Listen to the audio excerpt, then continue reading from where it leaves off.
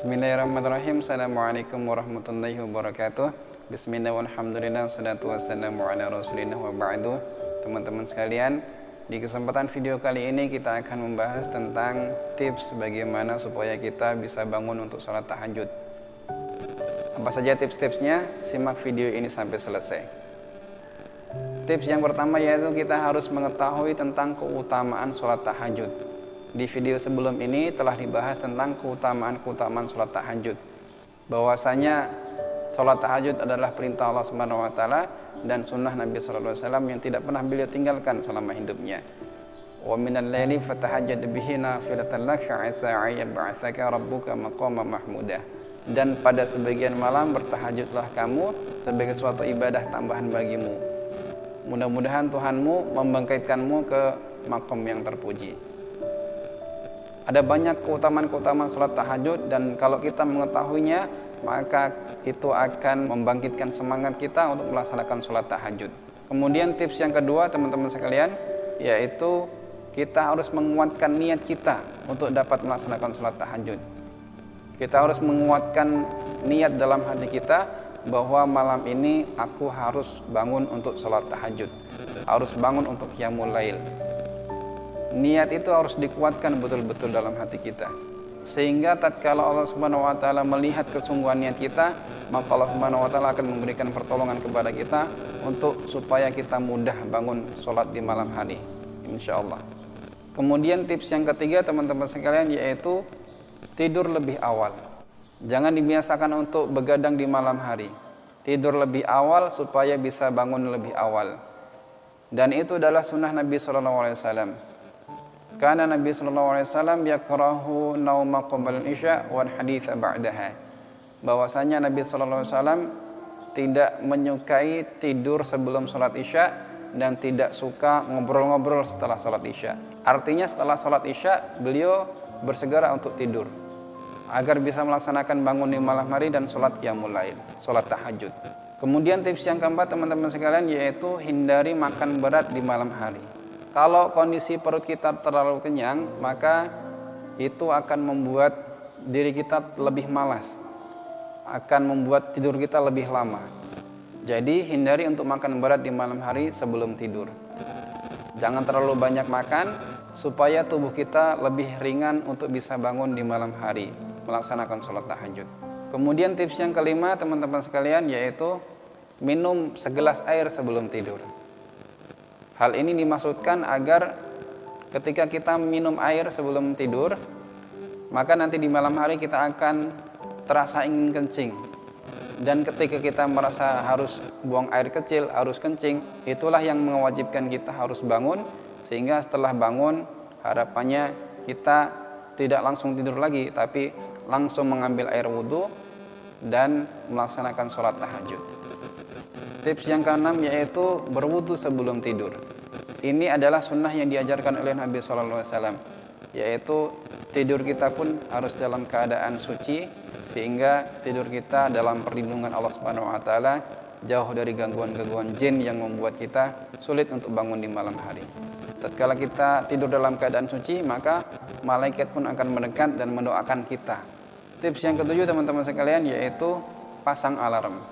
Ini adalah bagian dari kesungguhan niat kita. Tatkala kita ingin bangun untuk salat malam, maka kita pasang alarm. Bukan hanya sekali, tapi berulang kali, berkali-kali. Jam 1, jam setengah 2, jam 2, setengah jam sekali atau seperempat jam sekali. Pasang banyak alarm supaya tatkala kita sudah mendengar alarm tertidur lagi, maka nanti akan ada alarm selanjutnya. Begitu seterusnya. Hingga kita betul-betul bisa bangun untuk sholat malam. Pasang alarm itu adalah bagian dari kesungguhan kita berusaha ingin bangun sholat di malam hari. Kemudian tips yang ke-8 teman-teman sekalian yaitu tidur miring ke kanan. Ini juga adalah bagian dari sunnah Nabi sallallahu alaihi wasallam. Tidur di atas lambung sebelah kanan atau tidur miring ke kanan. Ini akan memudahkan proses pencernaan dalam perut kita. Secara medis tidur miring ke kanan ini lebih sehat, lebih menyehatkan fisik kita, lebih menyehatkan lambung kita, memudahkan lambung kita untuk mencerna makanan. dan lebih mudah insya Allah untuk bangun sholat di malam hari.